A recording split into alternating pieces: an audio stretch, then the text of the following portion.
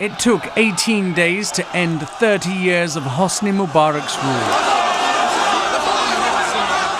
Egyptians, inspired by events in Tunisia, took to the streets in unprecedented numbers, with one aim: to remove Mubarak. But the regime, which had crushed opposition and repressed its countrymen for so long, was not prepared to relinquish power.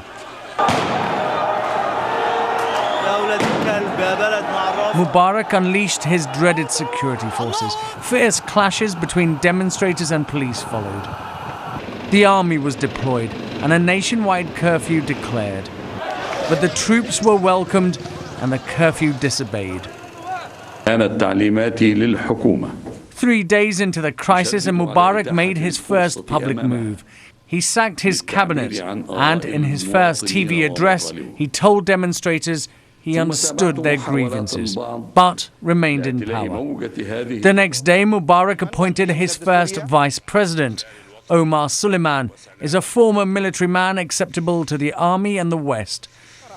It was seen as the start of a coronation, a transfer of Mubarak's power. But Mubarak's actions were confusing. Air Force jets circled Cairo, intimidation perhaps. But a day later, the army declared it would not fire on demonstrators. A new government was sworn in and dialogue opened with political parties. 8 days in, and the crisis showed no sign of easing. Mubarak made his second television address. The president said he would step down, but only in September.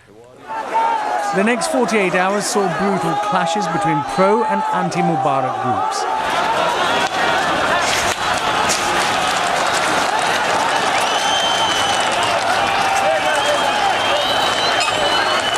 The army watched but refused to intervene.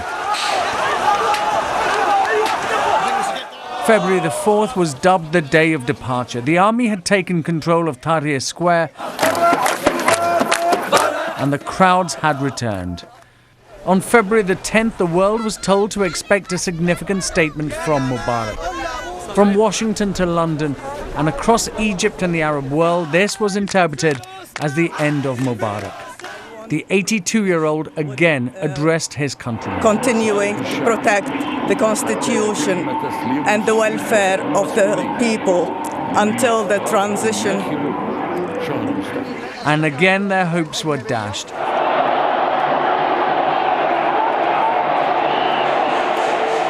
The old fighter pilot was not prepared to bail out. Mubarak was sitting next to President Anwar Sadat when he was assassinated in 1981.